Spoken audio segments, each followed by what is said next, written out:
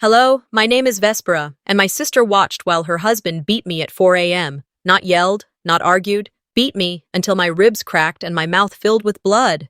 She didn't call the cops. She didn't pull him off me. She just stood there. And when I crawled to hit the SOS button, it wasn't just for help. It was to prove I existed in a family that had been slowly erasing me for years. They used my name to buy homes, take out loans, steal credit, all while calling me the dramatic one. But here's what I can't stop wondering. Was it really loyalty that kept her quiet? Or was I always just disposable? And if I hadn't hit record, would anyone have ever believed me? The dinner wasn't meant to be a confrontation. That's what I told myself as I smoothed down the sleeves of my navy sweater, double-checking the neckline in the rearview mirror. I wasn't planning to bring anything up. No fights, no accusations. Just a meal. A fragile truce, maybe. After all, it had been 3 months since I'd seen Elowen face to face, and even longer since our mother insisted we all sit down together, like family. Lake Oswego felt colder than Portland that evening.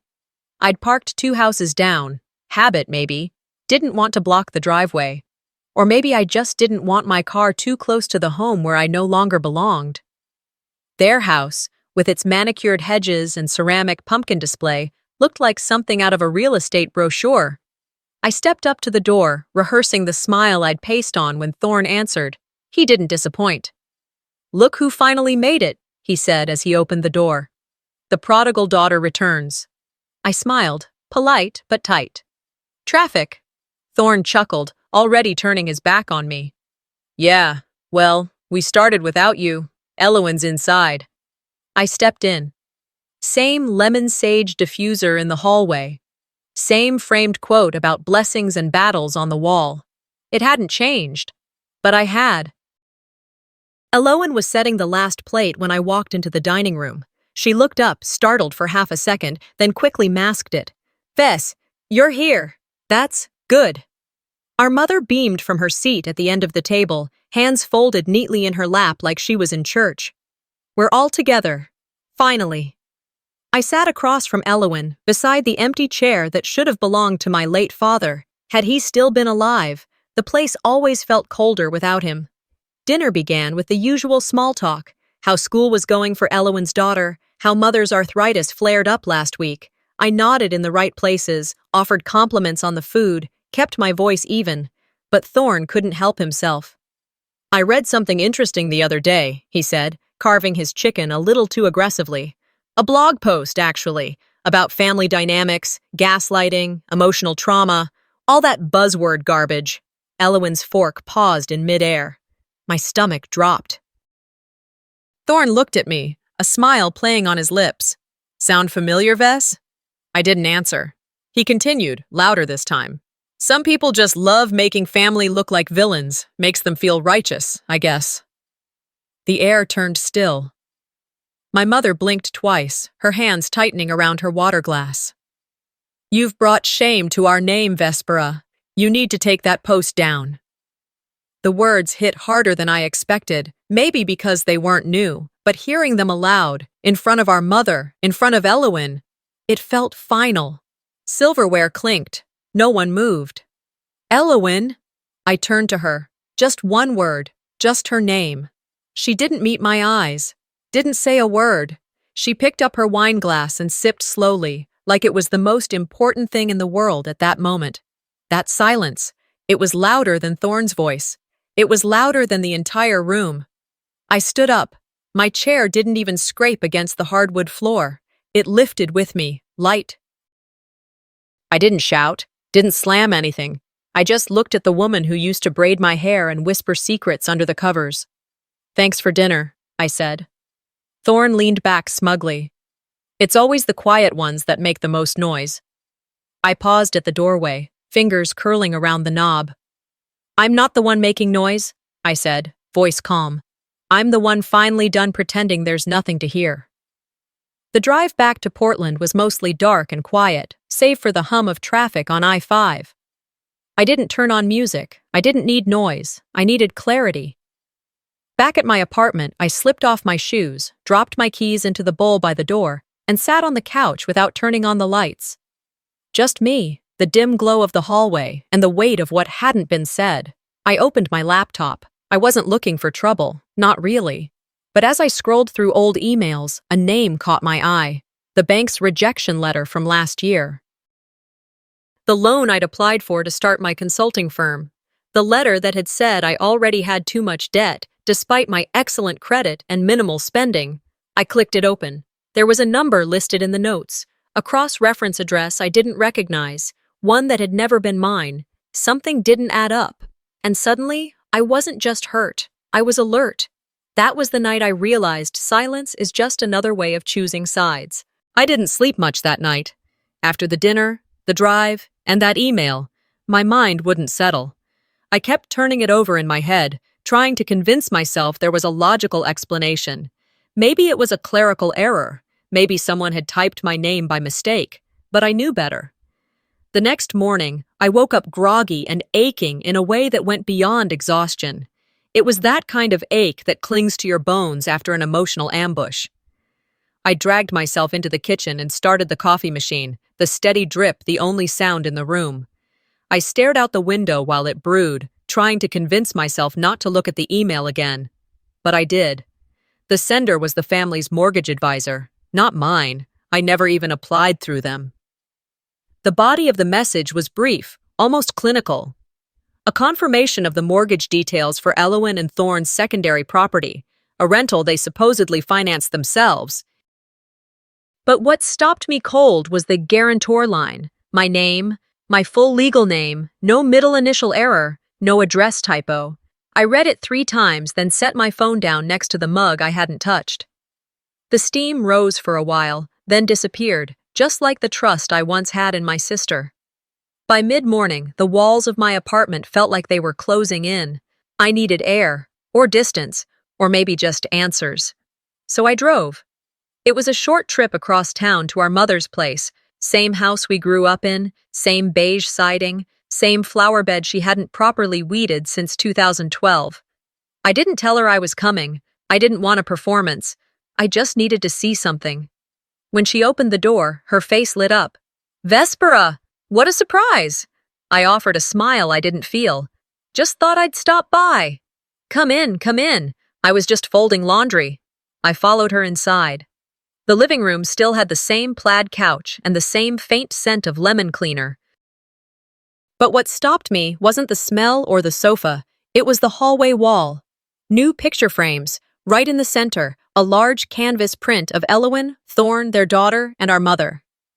Everyone was smiling, all teeth and light, matching sweaters, a fake Christmas tree behind them, even though the photo was clearly taken in the fall. And me? Not there. I stepped closer, scanned the shelf underneath. The frame that used to hold a photo of me in my graduation cap, standing outside the university with my advisor, that photo I gave her myself, gone. In its place was a picture of Elowin's daughter at her ballet recital. "Mom," I said, trying to sound casual, "where's the picture of me?" She looked over her shoulder, confused. "Which one?" "The one from my graduation." "Oh, that one. I think it's in the drawer. We had new photos printed after the family dinner last fall. You weren't there, remember? So we just went with what we had. Just like that. You weren't there." "Oh, so we erased you." I didn't argue. I didn't make a scene. I just nodded and let her go back to folding towels. Because that was the moment it clicked. If they could remove me from a picture without hesitation, what else had they taken me out of? I left shortly after, didn't finish my tea, didn't pretend to admire the flower bed on the way out. Back home, I sat on the floor with my laptop in my lap and started typing my own name into every public record database I could access. It wasn't just the mortgage that popped up. There were credit pulls I didn't authorize, a P.O. box in Lake Oswego that had been listed under my name 3 years ago, and then the final straw, a tax document with an address I'd never lived at, somewhere near Beaverton. I zoomed in on the PDF. My name, once again, printed clearly in the upper left. My fingers trembled. Not from fear, but from anger sharpened by realization. Because this wasn't carelessness. This wasn't a coincidence. This was intentional. And just like that, my mind began to drift back. Not just to the last dinner or the mortgage, but to a moment I hadn't thought about in years. I was 13. Elowen was in high school, about to perform in the school's talent show. She'd begged me for days to help her with her costume. "Nothing fancy," she'd said. "Just something that fits better than those store-bought dresses." I spent 3 weekends hand-stitching her dress in my bedroom. I remember the exact shade, deep teal, like a lake in winter. I remember the way she twirled in it, said, "You're actually good at this." That night, she won the competition. She went on stage to accept her certificate and said into the mic, "Thanks to my mom for always supporting me." No mention of me, not even a glance in my direction. Backstage, I held the camcorder steady as the crowd clapped for her. No one looked at me, not then, not ever. Mom met her with flowers. "You shone like a star," she said. I learned early that giving credit was optional. Taking it, that was survival. And it seems Elowen learned that lesson even better than I did. By the time evening rolled around, I hadn't moved much from that spot on the floor. Just me, my laptop, and a deepening sense that this wasn't about one lie. It was about a pattern, a system, a quiet, practiced erasure of who I was to this family. That night, I opened a spreadsheet and started creating a timeline. Every document, every discrepancy, every time my name was used where it didn't belong. Because if they were going to treat me like I didn't exist, then I was going to make damn sure they couldn't erase the truth. By the time the sun began peeking through the slats of my blinds, I had already memorized the address I found linked to my name. The numbers were burned into my mind like coordinates from a bad dream, familiar but off, like an imposter using my reflection. I sat at the kitchen table with my second cup of coffee, lukewarm and mostly untouched. The address in Beaverton wasn't just a clerical error, it was part of something else, something calculated. Around noon, I pulled out an old accordion folder I hadn't touched in over a year. It held tax forms, utility bills, copies of contracts, bits of my adult life stacked into categories. I found my W-2s from the last 5 years, all clean. Nothing unusual. But then I looked closer. In 2021, there was a pull on my credit that I never authorized. I grabbed my laptop, logged into my credit monitoring account, and there it was, a hard inquiry from Oregon Mutual Mortgage. I called them. The woman on the phone was polite, warm even. I gave her the reference number listed in the inquiry log, asked if she could help me understand why my name had been flagged. "Of course. Let me just pull this up for you." I listened to her type, the background hum of an office printer spitting out forms. "Okay, this appears to be tied to a co-signature on a secondary property. One moment. Yes, it's listed under Elowen Caldwell and Thorne Caldwell." There it was, plain as day.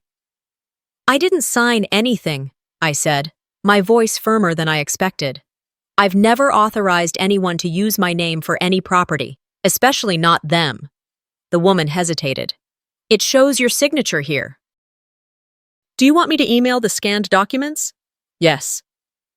A few minutes later, the PDF landed in my inbox. I opened it slowly, heart pounding. My name was there, in black ink, under the phrase guarantor. The signature. It looked like mine. But it wasn't. It was a copy of an old signature, one I'd used on a birthday card to our mother years ago. I remembered it because I'd tried to make the V flourish. I'd only done that once. And somehow, that signature was now on a mortgage document for a property I'd never stepped foot in. I stared at the screen, my mind going numb. It wasn't just about money anymore. It was about identity, about being used, again, by people who smiled through it. The same people who said they loved me. The same sister who let her husband humiliate me over dinner, then quietly took my name to fund their lives. I sat back, blinking hard. Then I opened a new document and started writing down everything I knew, dates, names, details. I saved it as personal use fraud, notes. That's when another memory came back, uninvited but vivid. A year ago, for Mom's 60th birthday, I had spent 2 weeks scouring vintage bookstores across Portland to find something special. I finally found it, an original 1950s recipe book, handwritten notes along the margins, stained pages that smelled like time itself. It reminded me of when we used to bake with her as kids, back when things still felt safe. I wrapped it carefully, even had it rebound in leather with her initials engraved. I gave it to Elowen to bring to the dinner because I had a client emergency that night and couldn't make it. I'd written a small note inside the cover. To the woman who taught me how to cook and how to fight with grace. Love, Vespera. I found out later that at the party, Elowen handed it to our mother and said, "We all chipped in." Thorn found it at a bookstore. He thought it would remind you of Nana. Mom had cried. Said it was the most thoughtful gift she'd received in years. Hugged Elowen, called her my rock. I didn't correct anyone. I told myself it wasn't worth the awkwardness. I told myself Mom would know the truth eventually, but she never did. Or if she did, she never said anything. Back then, it felt like a scratch. Now, it felt like evidence. I opened another folder, labeled it Pattern. Inside, I dropped the PDF of the mortgage, the email thread from Oregon Mutual, and a scan of the receipt for the vintage book. I still had it in a drawer. Proof of purchase. Proof of history. I wasn't building a case for revenge. I was building a record of truth, because no one else seemed interested in telling it. I didn't call Elowen. I didn't send a text. I knew what she would say anyway. "Vess, you're being dramatic." "Vess, we needed help, and we figured you'd say yes anyway." "Vess, it's not a big deal." That was her favorite. Not a big deal. Even when it was my credit. My name. My silence. By evening, the air had grown thick with Portland rain. I pulled on a sweatshirt and started backing up my files onto a flash drive. Not because I was afraid of losing them, but because I was preparing. I printed hard copies and slipped them into a fireproof folder I kept under the sink. I labeled it in Sharpie, just in case. I wasn't paranoid, I was practical. You can't fight what you can't prove. And for the first time in years, I wasn't going to let anyone speak for me. They borrowed my name, they erased my face, but they left fingerprints. The alert on my dashboard didn't fade even after I pulled into my parking spot. I sat in the car, staring at the glowing notification, my hands still gripping the wheel like I was bracing for another blow. A $10,000 credit inquiry, unauthorized, flagged at 7:14 p.m., just after I left the dinner table where Thorn threatened me. They wanted to silence me with dinner. They came hungry. I left armed. I didn't go inside right away. I forwarded the credit alert to my email, then opened the audio file I'd just recorded. The file loaded slowly over my mobile hotspot, the signal sputtering as if the universe was trying to stall me. But eventually, I saw the waveform begin its dance across the screen. I listened to the first few seconds, Thorn's voice clear and smug, Elowen's silence echoing louder than his threats. I uploaded it to my cloud account, then backed it up on 2 separate drives. One went into my fireproof box under the sink, the other into my bag, along with the flash drive I'd labeled Pattern. I didn't bother undressing that night. I lay on the couch, fully clothed, phone in hand, and fell into a sleep that was anything but restful. The next morning, I woke early to the smell of damp winter air slipping through a cracked window. Portland always smelled like that in late October. Wet leaves, pavement, something cold beneath it all. I made a cup of tea and opened my laptop again. I was halfway through drafting a legal summary when my phone buzzed. It was a text from Elowen. "Dinner again next week, just you and me this time." I stared at it. No apology, no acknowledgement of what had happened. Just another invitation like the last one never occurred. I typed, "No," then deleted it, then typed again. "Sure, just us. Send." I had no intention of playing nice, but I wanted her to think I was still the version of me who wouldn't fight back. That version was gone. The following Thursday, I pulled into their driveway just after sunset. The porch light was on, casting long shadows across the brick steps. Elowen opened the door before I knocked. "You came," she said, too brightly. "I said I would." The table was already set. Cloth napkins, candlelight, some chicken dish she probably got from one of those meal delivery services. Thorn was nowhere in sight. We sat. Elowen poured wine. "So I wanted to talk, just us. It feels like things have drifted." I took a sip. That's one word for it. We made small talk. She talked about their daughter's school play. I listened, nodded at the right moments, waited. Halfway through dinner, just as I'd expected, Thorne strolled in. "Hope I'm not interrupting," he said, already pulling out a chair. Elowen's smile faltered for a split second. "Thought it was just us," I said calmly. "Oh, I was just heading out," he lied. "But since I'm here," he wasn't alone. Two other people followed behind, cousins I hadn't seen since Dad's funeral. Apparently, this dinner was a full-fledged family intervention. "We're just worried about you," one of them said, placing their napkin with far too much care on their lap. "You've seemed unstable lately." "Posting things online," the other chimed in.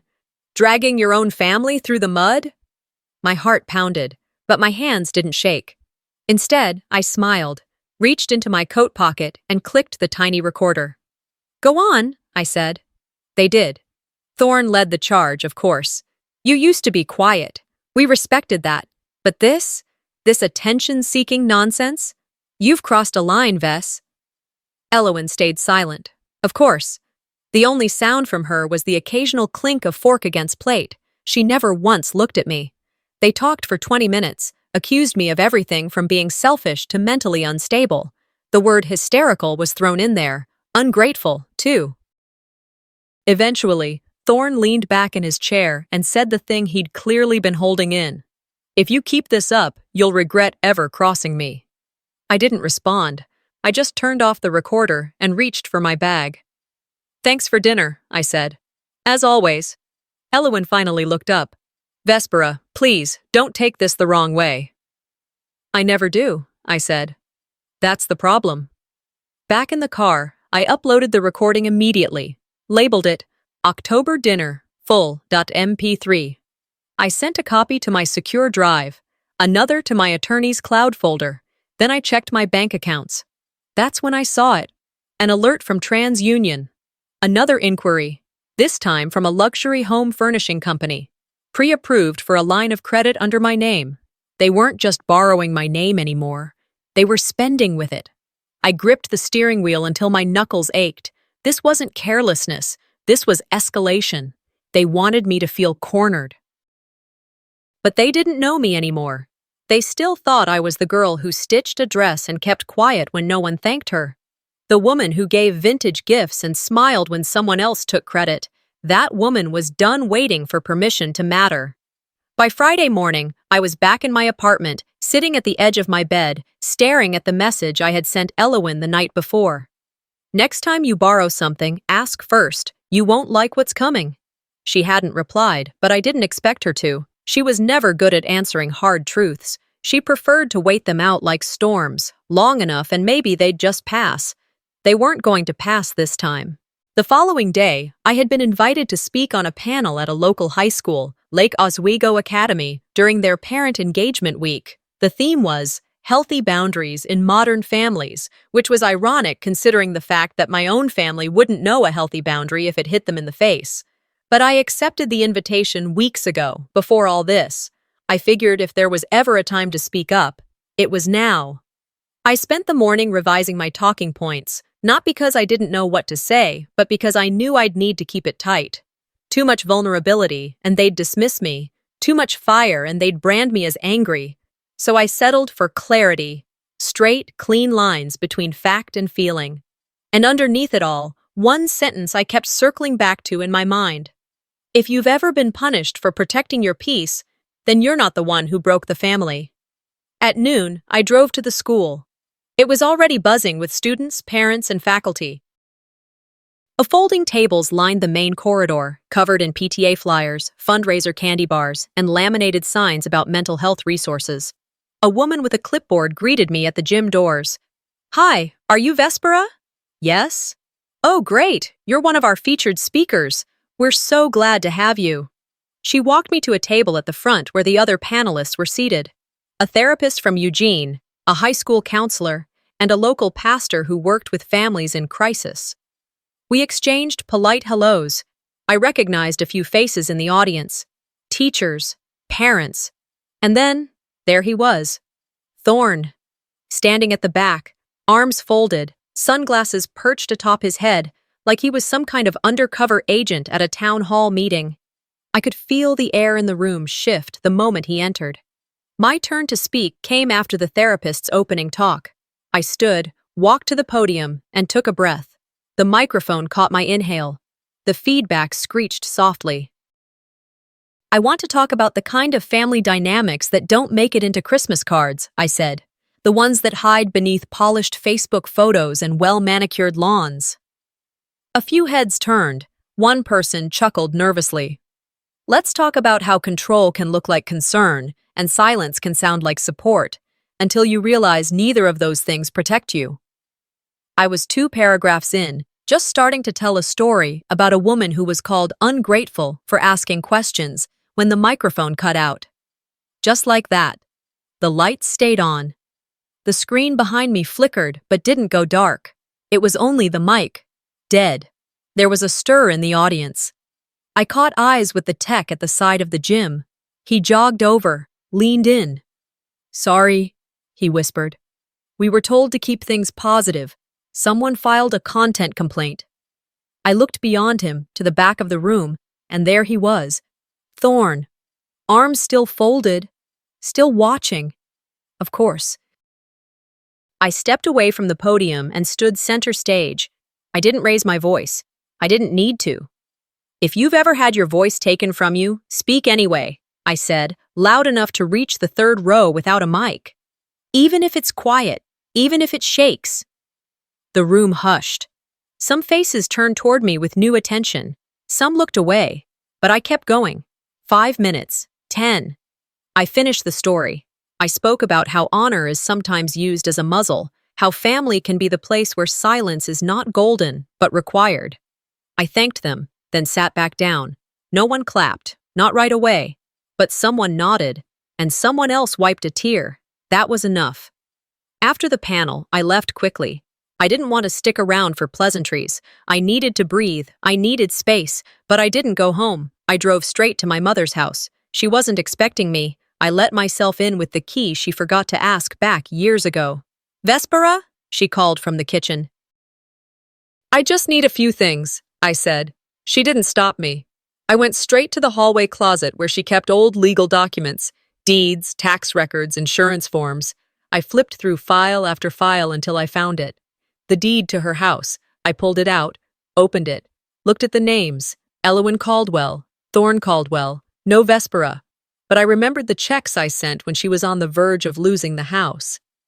The wire transfers I made from my own account. The late nights on the phone with the mortgage company to arrange extensions. And I wasn't even listed. I carried the document into the kitchen and placed it gently on the table. You let them erase me, I said. She didn't look up, just folded the towel she was drying. We were trying to keep things from falling apart. I was the one holding it together, I said. Still, she didn't answer. I took a photo of the deed, emailed it to myself, and walked out. Back at my apartment that night, I uploaded it into my case file, labeled the folder, Erasure Isn't Inheritance. Then I scrolled through my messages, opened a new thread, and typed, Next time you borrow something, ask first. You won't like what's coming. I sent it to Elwyn. She read it almost immediately, but she didn't reply. I had asked for peace. What I got was war. So now, I'm drafting terms. The rain had been falling since midnight, steady, cold, tapping softly against the window panes like it was trying to lull me into false comfort. I hadn't been able to sleep. I was still wide awake, stretched out on the couch with a heating pad pressed against my lower back and a dull ache settling into my bones. My body was tired, but my mind was working overtime, replaying conversations, sorting receipts, redrafting my boundaries 1 paragraph at a time. I had finally dozed off sometime past 3:30 a.m., still dressed in yesterday's clothes, the glow from my laptop screen casting soft light across the living room. I remember drifting off to the hum of traffic in the distance, still alert enough to feel tension clinging to me like static. Then came the sound. The first hit to my door wasn't loud, but sharp, enough to jolt me awake, to sit me up so fast I felt my ribs protest. Then came a second hit, heavier, and then the crack. A tear shot straight through the wood frame. My door had been solid. Until that moment.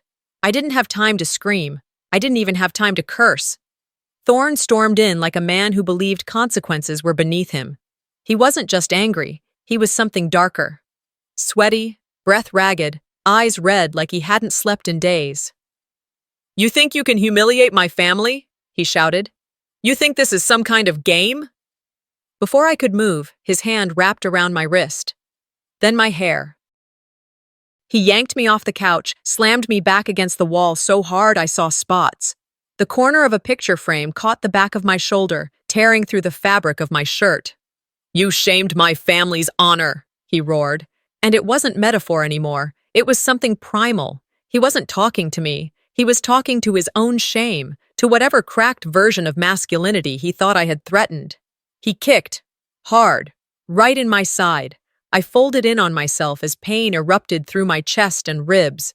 Something cracked. I knew that sound. I don't remember if I cried out or not, but I remember the floor, cold, the metal leg of the coffee table digging into my forearm. I couldn't reach my phone, but I remembered the little handheld emergency radio I had kept on my desk since my early days volunteering with domestic survivors.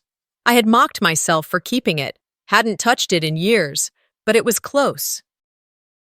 I crawled. Every inch of movement felt like dragging broken glass through my body. I reached the desk, pulled open the drawer, and found it. 3 taps. SOS. 3 taps that lit up a frequency. Across the room, Thorne was still ranting, pacing. "You've always been a problem," he spat. "You think anyone gives a damn about your side of the story? You think they won't believe me?" I didn't answer. The radio blinked once. Then again, a third time. Connected. I collapsed next to it, clutching it to my chest. That was when the sirens came. Fast, closer than I expected. The rain made the lights dance against my window. Thorne's voice caught in his throat. He looked out the window, saw the red and blue lights cutting through the darkness, and froze. "Don't you dare," he hissed. "Don't you dare do this to us." But I didn't do anything. I just lay there, battered and silent, as the door that he had kicked open stayed ajar, and the law stepped through. They pulled him off me. "Chuckle," he shouted. Of course he did. Claimed I set him up, that I was unstable, that I wanted this attention. But this wasn't about attention. It was about surviving the night. At the hospital, they wrapped my ribs, gave me something for the pain, cleaned the gash near my jaw where he had scraped me against the edge of the table. I hadn't spoken yet, not even to the nurse. My mouth worked, but nothing came out. My voice wasn't gone. It just felt trapped under the weight of what had happened. And then my phone buzzed. It was a message from my mother. A single sentence. "Please don't press charges. He's still your sister's husband. We can handle this quietly." Quietly. Even now, when I had bruises darkening under my collarbone and a concussion diagnosis in hand. Even now, her default was damage control. There was no, "Are you okay?" No, "I'm coming." No visit. No voice. Just a suggestion to bury this, to make it disappear. I stared at the message for a long time, then locked the screen. I didn't need her voice anymore. Not like that. I opened my laptop from the tray beside my bed, slowly, with one hand because the other couldn't move without searing pain. I opened the folder I'd labeled just in case. I added my medical report, the police statement, the time-stamped hospital intake. I renamed the folder, in case I disappear.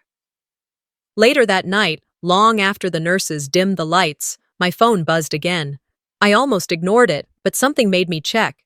It was a voice memo. From Elowen. I hesitated before pressing play. Her voice was small, broken. "Vess, please don't ruin everything. I don't know what else to do." That was the problem. She always knew what was happening. She just didn't care enough to stop it. The morning after the hospital, I woke up with my ribs aching and my voice still dormant. But my silence wasn't empty anymore. It was strategic. The old me would have curled inward, waited for the chaos to blow over. Not this time. I had lived through the storm. Now it was time to name it. 3 days passed. I kept things quiet from the outside. Follow-up visits, paperwork, whispers from the social worker who handed me brochures about pressing charges. But behind the scenes, I was building something, sorting files, labeling audio clips, piecing together years of silence into something undeniable. And then, out of nowhere, my phone rang. Unknown number. Oregon area code. I let it go to voicemail, but something told me to listen. I played it back while staring out the window, the rain forming small trails down the glass like veins. Hi, my name's Delaney. I know you don't know me, but I used to be with Thorne, before he married your sister. I sat down slowly. She kept going. I saw what happened. The police report, the hospital. I'm so sorry. I tried to tell someone once. No one listened. He broke my arm in 2016. I went to the ER with a fake story, but they documented it. I still have the x-rays, screenshots of texts, too. If you need anything, I'll give it. I pressed pause. My hands were shaking, but not from fear. For the first time in a long time, it was clarity. This wasn't just my story. This was a pattern. I called her back. She answered quickly. Her voice was younger than I imagined, but tired. Like she'd been carrying this secret for years and didn't know what to do with it. We talked for 20 minutes. She told me everything. The way Thorne isolated her, how he convinced her the bruises were her fault, how she was too scared to report him then because he knew too many people, sounded too clean, spoke too well. But I'll give you whatever you need, she said. You're the first one I've seen stand up to him and not flinch. That afternoon, Delaney sent me everything. Medical records, text messages, even a scanned journal entry she'd written the night she left him. I printed every page, filed it all under a new subfolder. Pattern of behavior. Then I called Marta. She picked up on the second ring. Still brisk, still direct. Still the kind of woman who made you feel like justice wasn't just a word, it was a strategy. I've got something, I said. Send it. I emailed the folder and followed up with a message. I'm ready. 30 minutes later, she called back. You don't just have a case, Vespera, she said. You have a pattern. You have corroboration. You have proof. We're moving. By the next morning, the formal complaint was filed, audio recordings, police report, medical evidence. And now, a second victim. I didn't flinch this time when I signed my name. Marta submitted it to Thorne's school board and their ethics committee. Within 24 hours, the news broke. I saw the headline first through a forwarded email from an old coworker. Lake Oswego administrator on leave following allegations of domestic assault. I clicked the link. There it was. Effective immediately, Mr. Thorne Caldwell will take a leave of absence pending investigation. And then came the comments. I always knew something was off. He gave me the creeps at last year's fundraiser. He was too polished. No one's that perfect. My hands didn't tremble this time. I didn't smile. I didn't cry. I just watched the dominoes fall, one line of denial at a time. That evening, Elowen called. I didn't want to answer, but I did. Do you really want to destroy him? She asked, her voice brittle. I held the phone away from my face for a second, then brought it back. He did that all on his own, I said. I just turned on the light. There was silence. A breath. Maybe a tear. Then the line disconnected. The next day, I walked into Marta's office with a flash drive. All of it's here, I said, in case he tries to sue me for defamation. Marta took it, looked me square in the eyes and said, It's not defamation if it's documented. I left her office with a copy of the paperwork in my bag and something else I hadn't felt in a long time, air in my lungs that didn't feel borrowed. As I walked through downtown toward the train stop, I passed by the bulletin board outside the high school. A flyer was stapled crookedly in the center. Integrity Week, honoring men of community character. Keynote speaker, Thorne Caldwell. Someone had scrawled "canceled" in red marker across his name. I stopped, ripped it down, folded it once, then twice, slipped it into my coat pocket. I didn't need souvenirs, but I kept it anyway, because for years his name was printed in gold, but that never meant he was clean. I sat at the kitchen table in my robe, feet curled under me, a mug of coffee cradled in my hands. It had gone cold long ago, but I hadn't noticed. The steam had vanished, but the weight of the cup remained, solid, grounding. On my laptop screen, an email sat open. A national publication wanted to republish my essay. They offered compensation, a byline, and an invitation to write more. Words I had once dreamed of. A door I had spent years pressing against had finally opened. But instead of celebration, I felt a silence settle into my chest. Not emptiness, not numbness, something heavier, something like stillness with a memory attached to it. They had made me disappear. Now, I had made sure they'd never forget me again. A week had passed since Thorne's name was quietly removed from the university's website, since the private board meetings that weren't so private anymore, since his name, once mentioned with admiration, deference, became a whispered footnote. The silence he had used for so long, mine, Elowyn's, Delaney's, had finally fractured. And through that crack, everything spilled out. But I hadn't celebrated. Not really. Because when something has lived in your bones that long, fear, dismissal, betrayal, its exit isn't loud. Winning doesn't sound like fireworks or marching bands. It feels more like standing in a quiet room and realizing, for the first time in years, you don't have to flinch anymore. The live stream aired on a Thursday. I hadn't planned to watch. It was billed as Women Building Family Legacies, hosted by a local community organization Elowyn volunteered for. I'd read the flyer weeks ago and dismissed it. She wasn't originally on the panel. She wasn't supposed to be. But someone had pulled strings. Influence, it seemed, was still a currency some people knew how to spend. Still, curiosity doesn't need an invitation. It just needs an opening. I clicked the link. The video was already in progress. 4 women sat in cushioned chairs, hands folded neatly in their laps. Their voices were light, controlled, well-practiced. The host smiled with the kind of practiced warmth that comes from years of donor meetings and holiday galas. I watched Elowyn closely. Her face was thinner than I remembered. Not drastically, but noticeably. Maybe it was the lighting. Maybe it was the makeup.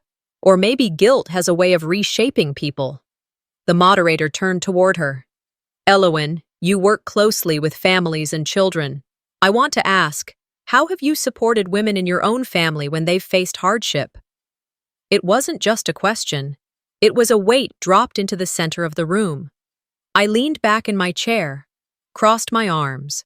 Elowyn blinked, once, twice. Her fingers curled slightly in her lap. She opened her mouth, then stopped. She started. Her voice caught. Nothing. The silence that followed was unlike any I'd ever heard in these kinds of spaces. Not respectful, not pensive, just sharp, fragile.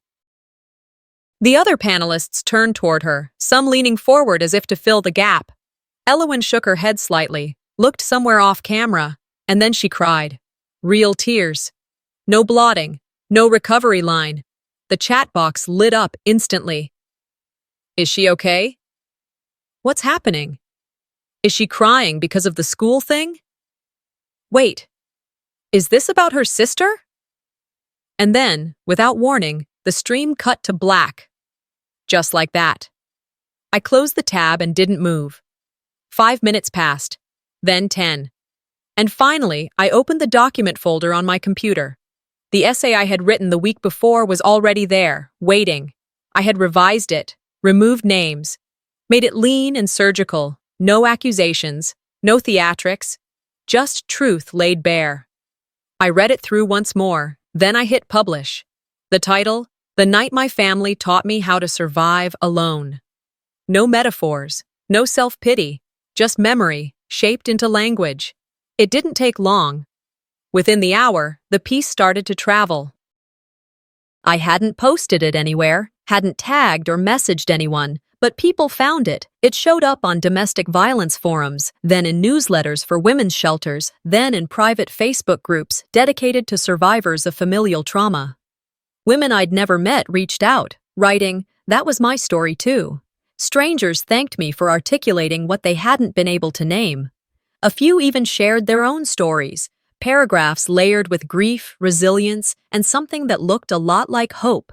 And somewhere in that tidal wave of voices, I felt it.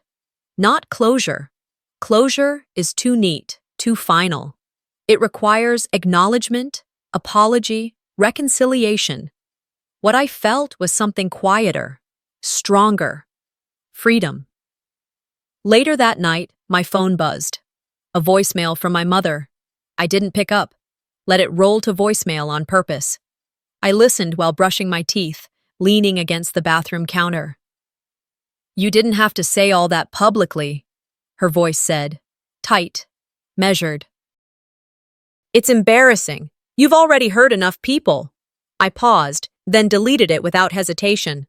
I looked at my own reflection, hair loose, toothbrush still in hand, and I said, out loud, softly but clearly, "Truth isn't meant to be comfortable. It's meant to be real." The next morning, the rain had finally stopped. I sat at my desk, a fresh cup of coffee in hand, still warm. The cursor blinked on the screen, steady, expectant. Then another email arrived, this time from the senior editor of the national platform. "We read your piece. We'd love to republish it. Would you consider writing a series?" I didn't respond right away. I got dressed, pulled on my coat, and stepped outside. The air was damp, but clean. I walked without direction, past the bookstore where I once hosted Story Hour for kids, past the community center where Vera once staged donation drives that looked better on paper than in practice, past the park where Elowen and I had once run barefoot across the grass. I didn't cry. I didn't smile. I just walked.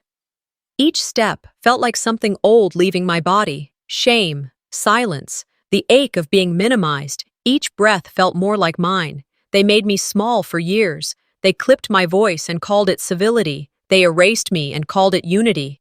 But today, I moved through the world like someone who had finally learned not how to fight, but how to take up space, how to exist, how to belong.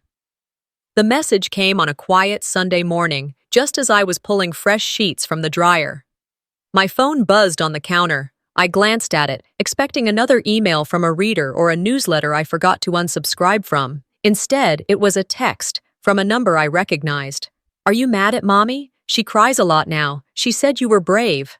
My breath caught somewhere between the rhythm of the dryer and the hum in my chest. The name on the screen was my niece, Elowen's daughter, 10 years old. All big eyes and bigger questions. I sat down at the kitchen table, the clean sheets left in a warm pile on the floor.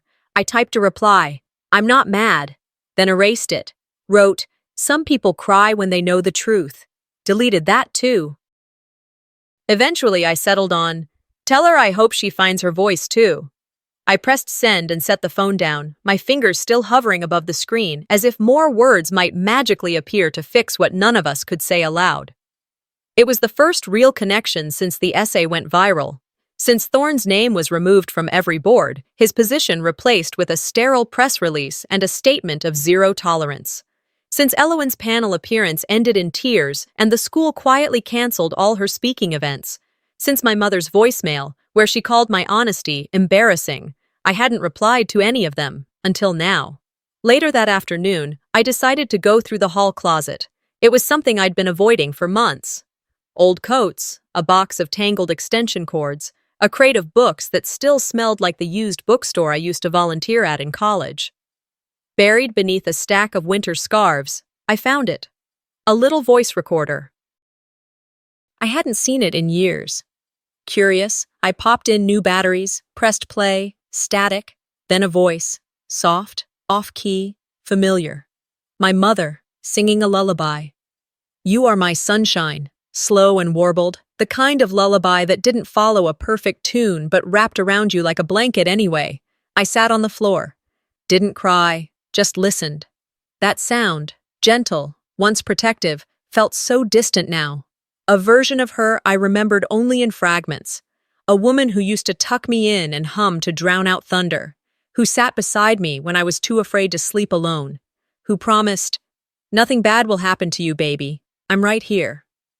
And for a time, she had been, before she chose peace over protection, image over truth. I turned off the recorder and placed it gently in a small wooden box next to the printed medical reports, the deed papers, the legal filings. I labeled the box with a sticky note. History, all of it. A week later, a letter came in the mail. No return address. The handwriting on the envelope stopped me cold. Slanted cursive, familiar curves. I carried it to the kitchen, sliced it open slowly. Inside was a single sheet of paper, no greeting, no signature. I don't expect forgiveness, but I see you now, and I am sorry I waited this long. That was all. I read it once, then again. Then I folded it, pressed it flat, and slid it into the same wooden box. I scribbled a new label on the envelope. Unresolved, but real. Some people might have framed a letter like that. Others would have burned it. I just stored it, because healing doesn't mean forgetting. It means letting truth take up space, even when it's quiet, even when it comes too late. The following week, I walked into a classroom, not as a student, but as a speaker. Community Center, East Portland. Plastic chairs, stale coffee, and a whiteboard smudged with half-erased notes about self-worth and rebuilding boundaries. I stood in front of a room of women, some my age, some twice my age, some who hadn't said a full sentence in public in years, some who had survived more than I could even imagine. My topic was simple: the power of documentation when you're disbelieved. I began softly. If you've ever been erased, keep receipts. One day, the world might read them. Heads nodded.